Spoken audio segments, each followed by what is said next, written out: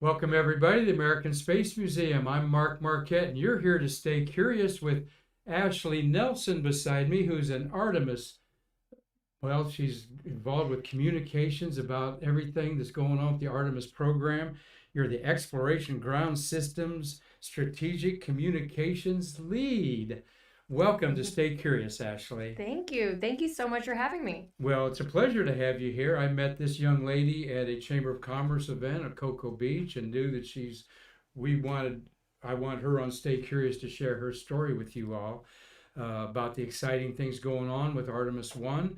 But first, Ashley, tell us a little bit about yourself. Where'd you grow up and how'd you get involved in Sure. America's new space program? Sure. So I'm actually a local, born in Merritt Island, grew up here, graduated from Titusville High School, went to UCF, You're a and terrier. yes, Then I'm a the terrier terriers is what they are. Okay. and a knight. So started as an intern for NASA. Never thought I would end up working out there. Grew up watching the launches, but never really thought that was something I could do. So started as an intern while I was going to UCF, and the rest is history. Been there a little over 10 years now.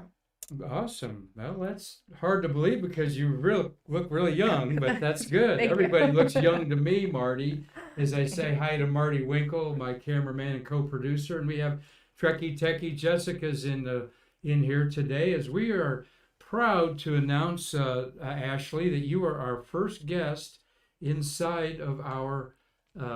Wait, let me go back here, Marty, and you can size that up. You're our first guest inside our new Stay Curious studios that our board of directors wanted to take our rotating Hubble gallery, that was the Hubble gallery, and make it a studio for us permanently. And this is a big step for our Stay Curious. We're into 570 episodes, 2 years, but it's bringing on quality people like yourself willing to support us that has taken us this far. So we really owe it all to people like you for being here. You've been around our museum a little bit. By the way, Hyatt Place, a wonderful hotel where you can stay. It's right on the entrance to Kennedy Visitors Complex. Thank you, uh, uh, their staff there, for accommodating our Shuttle Fest event. And we're planning a couple other events there. You have a fifth floor observation deck that you can see a launch like this one. Uh, our friend of our museum, Mark Usiak, took this panorama to share with that. So, but we want to talk a little. We're going to talk to Ashley about her job out there and all the excitement that's going on with the Artemis program right now. I mean, things are ramping up constantly out there and changing. It's a fluid situation. And of course, we've got pictures of Artemis rolling out to the pad 39B a month ago. And just to tease you to stay curious, she's going to tell us about when it's going to roll out again, aren't you? Mm-hmm. Or about then. We don't want to pin her down too much on these things. You're not in the VAB working on it after all in there. But we wanted to get a little bit of space history out here today before we turn loose with Ashley and the Artemis story. There is Brazil's first and only astronaut, Marcus Pontus, with Bruce Melnick, who is the astronaut in charge of the astronaut encounter at Kennedy Visitors Complex. Met with them yesterday, and they're giving us thumbs up there. Great guy, the Brazilian Marcus Pontus. He was the Minister of Education and then the Minister of Science Technology, and they call it innovation in their department. And he's interested at maybe coming to our museum tomorrow. If he does, we're going to record a show with him on there. But that was great. Bruce, thank you for all you do. Bruce Melnick, good friend of our museum, and we're connecting with him to bring you astronauts and people on Stay Curious. But in space history today, Ashley, you're not quite old enough to see this one, but I am. When Mercury Atlas #7, Aurora, launched the second American to orbit the Earth, and that was this man. No, not that man. Oh, that picture didn't show up there. Okay. I didn't look. It must have been a web photograph that didn't show up. So I don't have a picture of Scott Carpenter. He's on that rocket doing 3 orbits of the Earth, repeating what John Glenn did. And this day in history, of course, in 1962, 50 or 60 years ago. And I'm wondering why there's not more celebration of this 60 years ago. We'll post a bigger thing on Facebook there. But so the next photograph we wanted to show you is, oh, I know, I've got him in wrong sequence. There he is. There's Wally. There is Scott Carpenter with, that is Cecilia Bibby. Cecilia Bibby is famous for painting all of the logos on the side of the Mercury spacecraft. She was a graphic artist in the 1960s. So just one of these people of space history that are obscure in the background, but nonetheless important in there. Isn't that cool? Yeah, it's awesome. To think about that. Such a tiny little spacecraft too. But she painted the United States and Aurora on there. Carpenter was a scientist-minded Mercury astronaut, and coincidentally, he grew up in Boulder, Colorado, on the corner of Aurora and 7th Street. Not exactly why he named it that, though, because he was looking forward to seeing the Aurora Borealis in his orbit up there. In the backtrack, out of orbit, wait, not of orbit, out of order, I'm out of orbit. This photograph, being the fly on the wall, this is the crew of Skylab 1.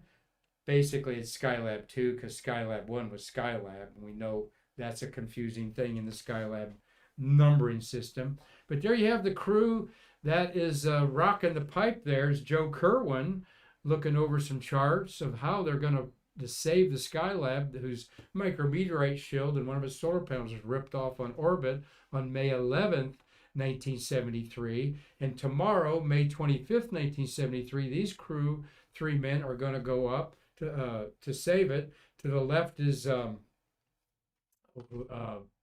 Weitz is on the left, and the commander and Moonwalker there in the middle, of course, is Pete Conrad. And I put a quote on this. He's like telling a joke. Did you hear the one about? Because he was always telling jokes. And back in the corner with the mask is Alan Shepard. All right. So they were strategizing how to save Skylab in 1973 when this picture was taken. So we hope you enjoy old retro photos like that. And actually, to connect you and me to the past with today's show, here is SpaceX Cargo Crew CRS-2, I think it was, being docked to the International Space Station 10 years ago. All right. The first time that a private company had orbited anything around the Earth. They were only the 4th entity in human history behind Russia, the US, and China to orbit anything permanently in space. And it docked and was the first cargo ship, private, to go to a space station 10 years ago. And here you are in the driver's seat of watching what's going on with sending humans back to the moon. What does that strike you as? It's exciting. I mean, it's great. And the commercial partners, it's so busy out there, right here on the Space Coast. Like, this is where all the action is happening. So it's amazing to see all these commercial companies, NASA programs.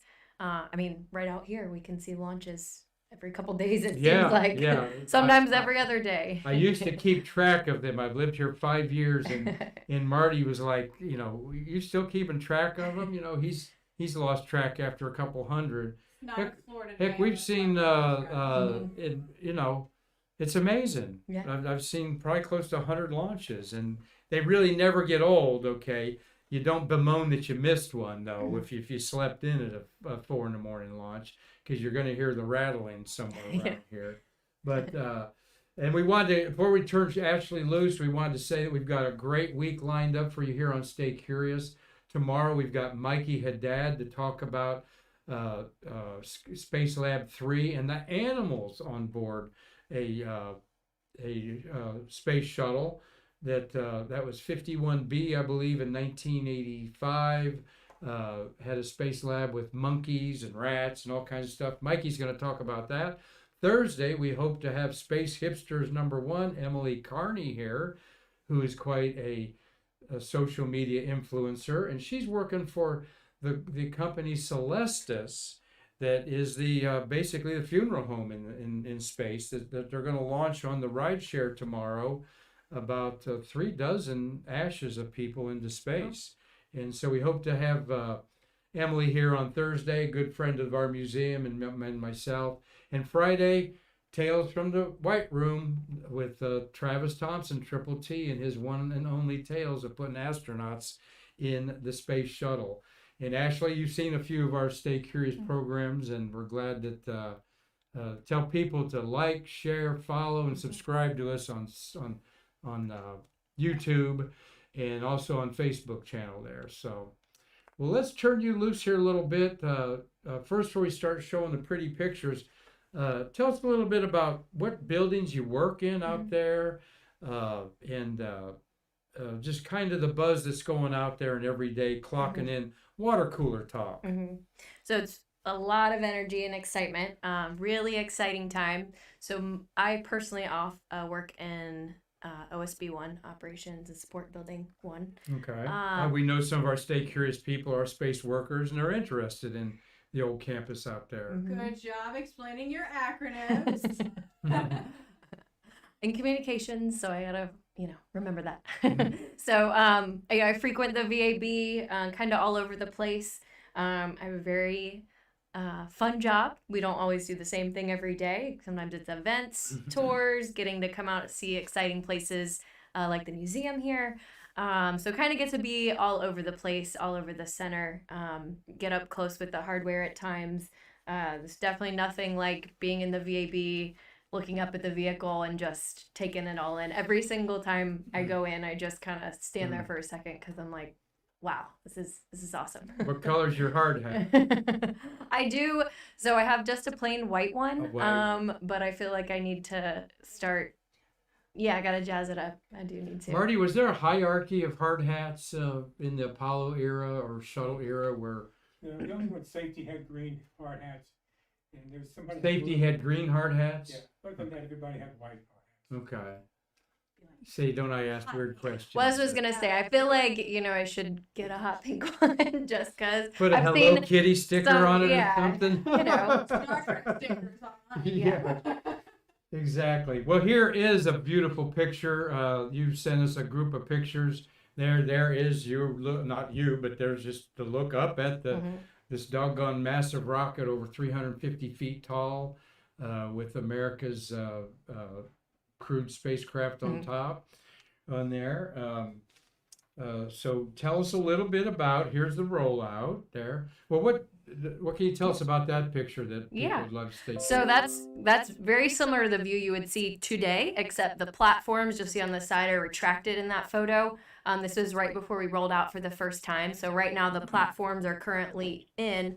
That photo was taken from across the high bay. So that's in high bay 3. So that was from across in high bay 4 from level 16. It is very hard to get a photo from inside the VAB of the whole vehicle because it is so big. So it looks massive there, but that's only like the top half. And then you stand at the rail and you look down and there's like a whole second half to look down upon. So it's a really pretty view from in there. But I didn't ask you if you had any family members that worked in the space program. I do not. You don't. No. You're the only one. Yeah. Wow. First Okay. first generation. And explain to everybody out there, just not just at Kennedy Space Center and Cape Canaveral Space Force, but the whole community's re-energized. You grew up here. Well, what do you have to say about how the economy is and just things going on? Yeah, like it's that. Well, it's just great to see the excitement, I walk around, obviously I work out there, I've got my logo, but I'll randomly see like logo, the NASA meatball is everywhere, then now I'm starting to see the Artemis logo, and every time I'm like, oh my gosh. So it's exciting and it's here, and it's like, it's right at our fingertips. So that I think is the most exciting part, is how close we are to going back to the moon. Well, like I say, we're in the delivery room of America's space age when you're in Brevard County, and that's nothing to sneeze at. This is, I love the heritage of space, and it's also a strong heritage of surfing here, and as well as wildlife. So it's really a unique place, and basically we got enough people though. You can, unless you're working for one. No, I'm joking. They're everywhere you look, they're building, and everybody knows real estate's high, and but it's a fun time. Well, here was a fun look we're looking at about 6 weeks ago Mhm. when we had the rollout. I forget the exact date. I March know March 17th. March 17th, because we had our Let- Shuttle Fest was the 16th. So you had a nice seat there to look at, and tell us about that. Marty, you got a question? Yeah, excuse me, Mark Usiak, will the second rollout be a media event? Can we use the same credentials as the first one? Now there's one of our friends trying to probe already. When can I come out here and see the rollout?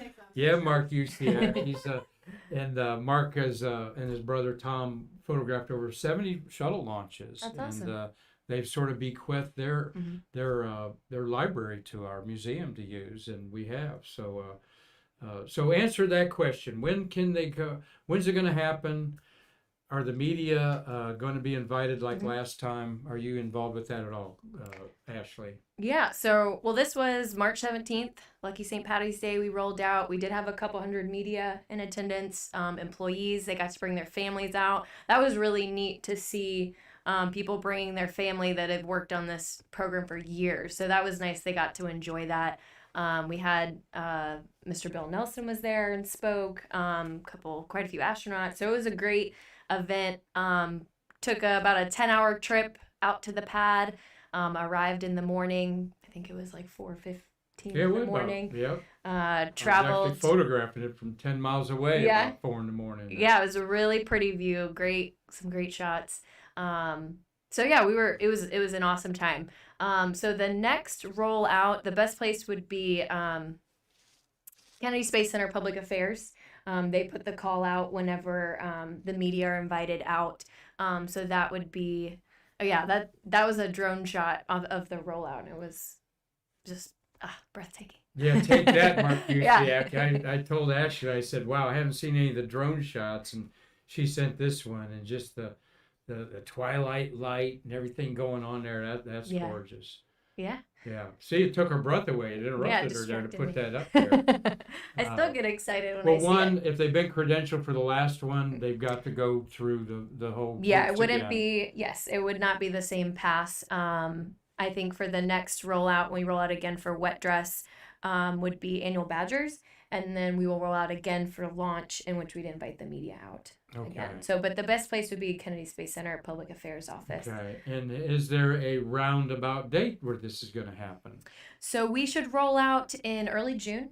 So let me back up. So we were out at the pad. We did 3 wet dress attempts. Learned a ton of different things. We had some discoveries.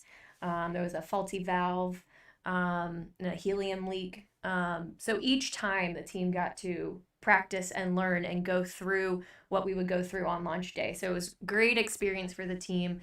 After the 3rd attempt, the gaseous nitrogen vendor had to take the plant down for about 3 weeks to do some upgrades to be able to support the next attempt.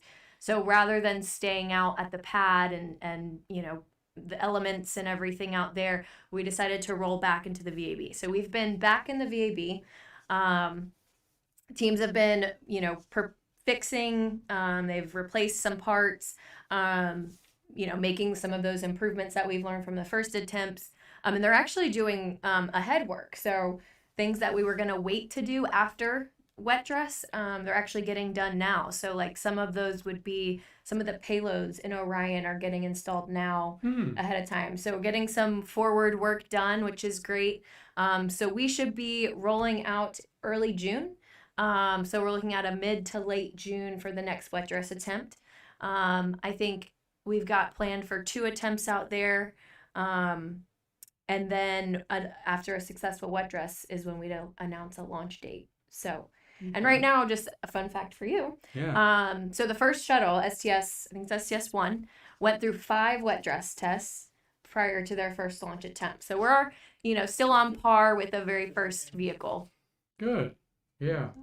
I asked Marty if he remembered those wet dresses out there, but yes, I thought that was interesting that they had.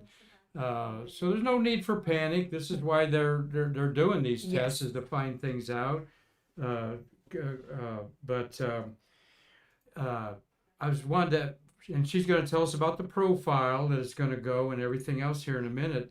but it was out there a good 6 weeks, and boy, we had some bad storms a couple times out there. Yeah. And I mean, that's always a concern, I'm sure. Yeah.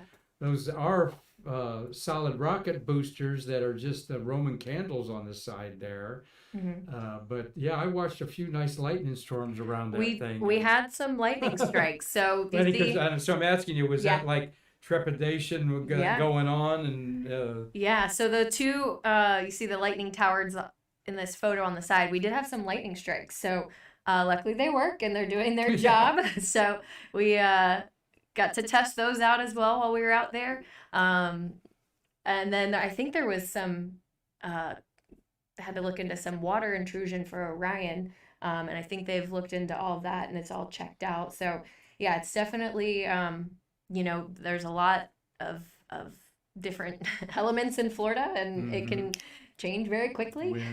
So definitely unlike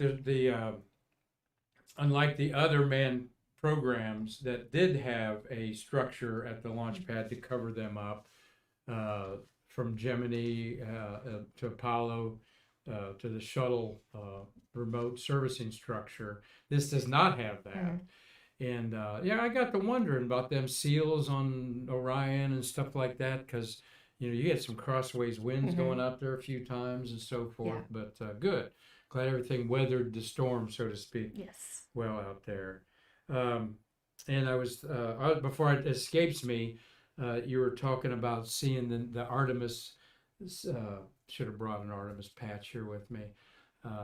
In our community starting there, and we want to thank you for bringing swag to hand out to our kids that show up here. We love putting together goodie bags for our guests here, and Ashley brought us some stuff to give out, and when that's gone, I'll be calling you up for more. Of course. No, we hope to have you back on a frequent basis here. These oral histories on Stay Curious are made part by the Marie Louise G. West Endowment that gave us $5,000 to buy the equipment and so forth, and we're very grateful for them. Marty's going to put up the little bar there on the bottom to thank them, because we couldn't do it without them. 2 years ago, this started with our cell phone, wanting to just do some artifacts, and here we got people around the world. Robert Law, hope you're enjoying your evening in Scotland on your big screen TV. He watches on YouTube, and we've got Ophelia Sauterelle is in Normandy, France, watching. And Marty's going to hand me some of the other people on today. Thank you, sir. We've got Mark and Tom Usiak watching in Lancaster, Pennsylvania. Carlton Bailey is just down the road. He's feeding the squirrels in his backyard in Cocoa. Bennett Scarborough, thank you for watching. Pam Shivik is a Buckeye friend of mine from Lorain, Ohio. I grew up in Findlay, and she does a lot of outreach with kids with the Association of Lunar and Planetary Observers. And Pam, we got to get you on. Once I get my office set up here in our new studios, I'll be in touch with you more. Christopher Mick is an outreach coordinator in Hudson, Wisconsin. And Ava Davis, thank you for watching. And Keith Sewell's watching today. So a lot of people are staying curious and enjoying our conversation here with Ashley Keegan Nelsen. She's married, folks, guys, so don't be sending me any emails, all right? So let's get into the Artemis profile here, then our next slide here, Ashley. All right. Yeah, so this is the Artemis 1 mission map. You see we're going to launch right here from Kennedy Space Center and very soon.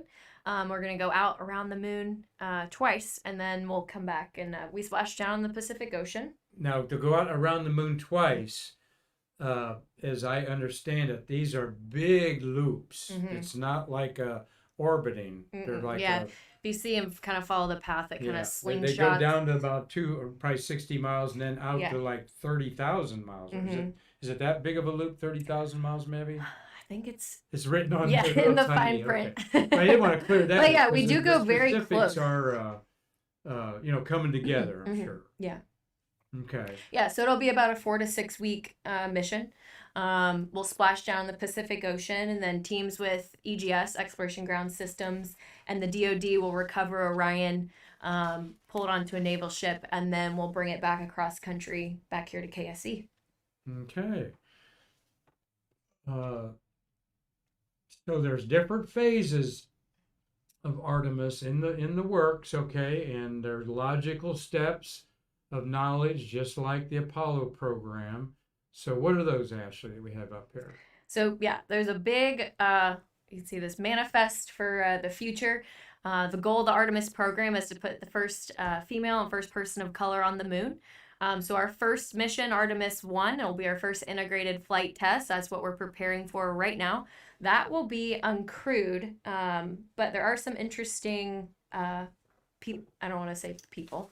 They're gonna have like a rosy little rocketeer type yeah, thing we there, got some like they do. interesting characters on board, I guess. So the first one is Snoopy. So he will be on board. All He right, is the Marty. zero-G indicator. He is actually at KSC. He has a custom flight suit. He's under lock and key. Oh wow. Yeah, so he will get installed after we roll back from wet dress in the VAB. We have some mannequins on board. So in the front seat will be Commander Munikin Campos. He was named after Arturo Campos, who was integral in bringing one of the Apollo missions home. And he received his name through a public voting, like a bracket style. So that was the name that the public voted on. Okay. And then the back seat, That name again? Arturo Campos. Arturo Campos, Campos, right? Yes. Okay. And then in the back seat, Excuse me. we have two female-bodied torsos. Their names are Helga and Zohar, and they were named by the Israel and German space agencies. So some of our international partners. This isn't just Wow. here, okay. the U.S. This is an international effort. So all of those, the mannequins and torsos will be collecting data and radiation and forces that the astronauts will experience for future Artemis missions, which will be Artemis II. Let me pause there a second. The Orion spacecraft is built, of course, by American Boeing, but the big cylinder behind it that's got all the avionics and tanks of oxygen, stuff like that, is called the service module, and that's built by ESA. Mhm. So that's why you've got Hilga and Zohan. Zohar, yes. Zohar? Yes, Zohar? Helga and Zohar. Well, stay curious because I hadn't heard those names Yeah. yet out there. So you're going to have a Snoopy on board and two women mannequins, Helga and Zohar. Mm-hmm. All right. And then one other payload is pretty interesting. It's called Callisto. It's a technology demonstration with Lockheed Martin and Amazon. And it's like Alexa on board Orion.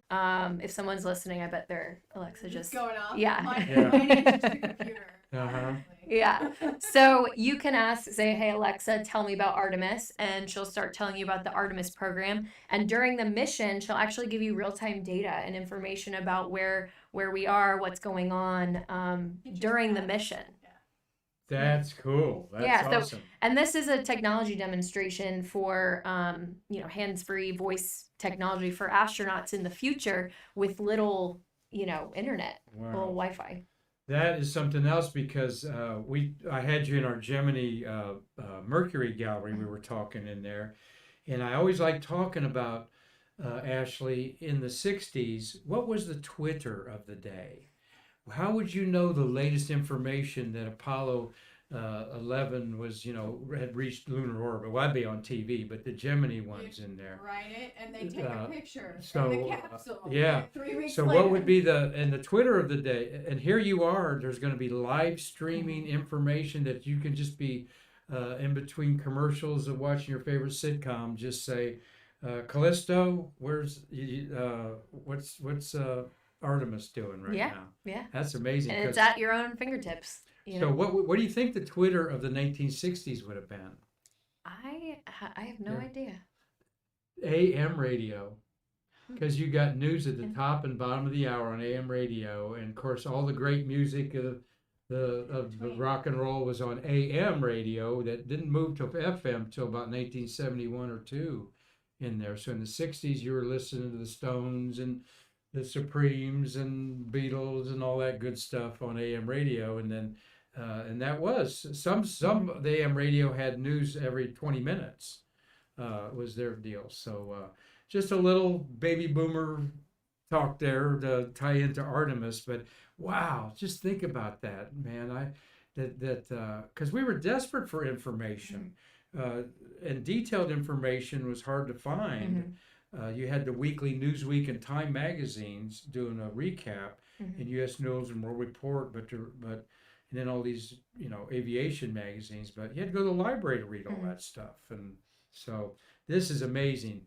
Right in your fingertips, in your home, you'll be going to the moon with Artemis. Let me ask you something else before we get into the other missions. On the flight the other day, I got I'm talking about the Starliner going to the space station.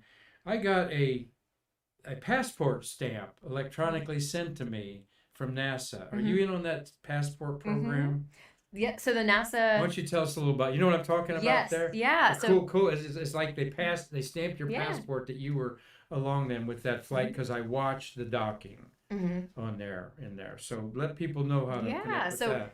So the Kennedy Space Center Guest Operations Office, they have a whole virtual launch experience you can be a part of. And so they'll send you updates about the launch, the links to, view things live, all those things. So you can sign up for that, and then you can continuously get them for future missions. Okay. Well, I'm signed up, and I posted it on our Facebook for other people to sign up there. But that's pretty neat stuff. Well, we're continuing going to the moon here, and so tell us about Artemis 1 is going to be unmanned. Part of these big loops going around the moon, I understand, is to get a good radiation exposure with these mannequins and stuff, right? And other things. So we get that back safely, and then maybe 3-4 months later, we've got humans involved. Is that right? A little longer than that. Okay. But Artemis II will be our first manned or crewed mission. So we have Artemis astronauts, but the astronauts have not been named for Artemis II yet. So we don't know who will be flying, but that will be Artemis II. Then after that, we're in between at the same time. We'll be launching on some commercial vehicles for the Gateway and the Human Landing System. So the Gateway will be this lunar outpost that's going around the moon. And then the Human Landing System will be taking astronauts from the Gateway to the surface of the moon. So all that will be in preparation for Artemis III, which will be our first boots on the moon. Okay. So 2 is going to be a manned mission, but not landing. Correct. Okay. And the infrastructure that has to be built yet is this lunar space station called Gateway that ESA is very involved in. We had a young man that's dealing with that. Awesome. ESA, and then of course the initial human landing system. I guess that'd be the IHLS, Marty. The initial landing. I'm making fun of acronyms at NASA. That is Elon Musk's Starship, correct? Yeah. Right now. So, all right. Very exciting. And surface mobility, and what? Of course. Initially, we thought 2024 was a goal. There's no hard, firm goal. Certainly, it's going to be pushed back to 2025. But are there some goals out there date wise? Yeah, I think Artemis II is. I don't want to say it incorrectly, but I think May of 2024. I don't know what. Well, if all goes well. Yeah. And we're not holding you to this, Ashley. But we do the wet test. We get that back in late July, and then so you're looking at a launch maybe in October. So a couple months of processing in the VAB to go back out. Yeah, it's very hard to say because we're trying to buy the work that they're getting done now is taking away from the time that is needed afterwards. So I think they're reevaluating the schedules. It's going to depend how the next wet dress test goes. So after a successful wet dress is when I think they'll be comfortable with announcing, a launch date. Okay. Do you know anything about the astronauts that are training for an Artemis mission? Yeah, You so in they, contact with them? What are they doing? Are some of them yeah. in geology missions pounding rocks? Or others in I don't know all the details, but we do have a class of Artemis astronauts. And then after Artemis 1 is when they'll announce who will be the first Artemis to fly. okay. So we're eagerly awaiting to figure out who that will be. 18 Artemis astronauts, 9 men, 9 women. Mhm. And we have an Artemis astronaut orbiting to Earth right now, Jessica Watkins. Mhm. Her first spaceship, space experience up there. And she's the first African American woman to live on the space station. Several have visited. Joan Higginbotham did. Who else? Anyway, I'm trying to think of a couple of the other women in there, but so awesome, exciting times. Here you got another picture here of fly your name around the moon. Mm-hmm. So this is a really neat way to get involved. So if you have a phone, you can use that QR code on the screen and hold it up. Or you can just Google "send your name to the moon" and the link will pop up. You can type your name in and it will go on a chip that is going to fly on Artemis 1. And the reason I wanted to make sure I talk about this right now is because it's actually closing soon. Since we're preparing for the next wet dress test, they're going to be cutting this off, around the end of May, early June, so that it can get, prepped to go on Orion. But it's really neat. Once you put your name in, it gives you a boarding pass. I actually did it for my whole family, and I printed them all out. So you have my commemorative boarding passes. So all of our names are going to fly on Artemis 1, and just great, neat way to get involved, and anyone can take advantage of it. Great, I've got my boarding pass. I think I Good. printed on Facebook. I'll put this up there too, so people can check that out there. So, yeah, that's something NASA's been good at, is taking you along with some of their space probes. I'm on 3 or 4 of the Martian probes it started out with a CD-ROM disc that they adhered on there. Now they're sending a little chip, with our names on it. Did you do any of the Mars missions or anything? Oh, yes, coming up I there? put my name in. Yeah, good. I think to the sun, too. Parker All Solar right. Probe had a... Yep, Parker Solar My name's Probe going with it. everywhere. So it gives you, makes you part of it. It's a good thing that you feel like you're on Mars. So this is kind of cool for maybe those on Snapchat.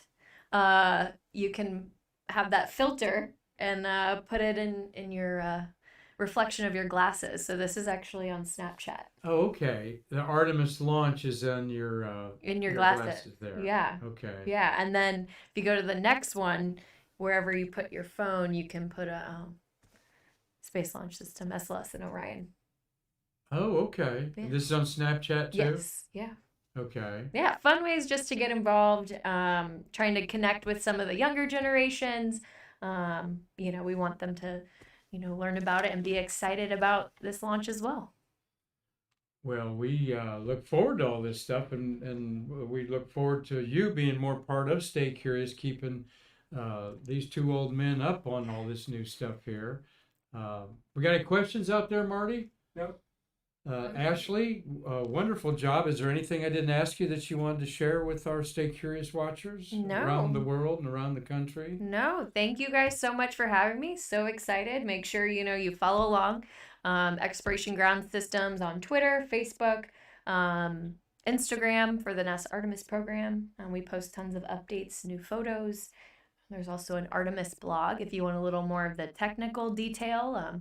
And following along, that's a great place where we post regular updates. Okay. Well, we thought we would go out here by trying to show a couple videos that Ashley brought around, and so we saved that to the end in case we're too challenged about this.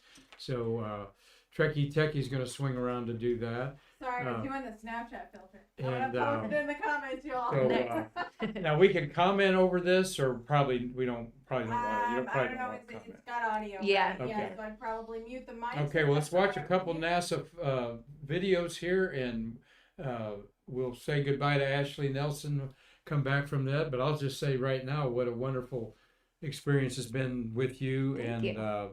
What do you think of our museum? Oh, it was awesome. I want to tell everyone about it because Good. I didn't realize just how much was here, the history, the stories behind everything here is just really amazing. I haven't taken you back to the Cape Canaveral room. I'm saving the best for last. Okay. For lunch rocket. Okay, we're going to look at a couple NASA videos here on Stay Curious. Take it away, Jessica. All right. Well, the video here might not work out, but we wanted to end our program here by thanking Ashley Nelsen for being here on Stay Curious. We made a good friend here in our museum with you, and hope that you can bring some of your other colleagues and other people here to us, because it's important to our nonprofit as well as the Artemis program that everybody understands what is going on, and American taxpayers are footing most of the bill there. So we appreciate you sharing what you can with us. Ashley, was there anything that you wanted to share with our Stay Curious watchers? Thank you so much for having me. Thank you all for listening. Be sure to follow along on social media and all the NASA accounts, and go Artemis. Go Artemis. And I'm Mark Marquette on behalf of the American Space Museum, Marty Winkle, Jessica Galloway helping our program today, telling you all to come back tomorrow to bridge the space between us.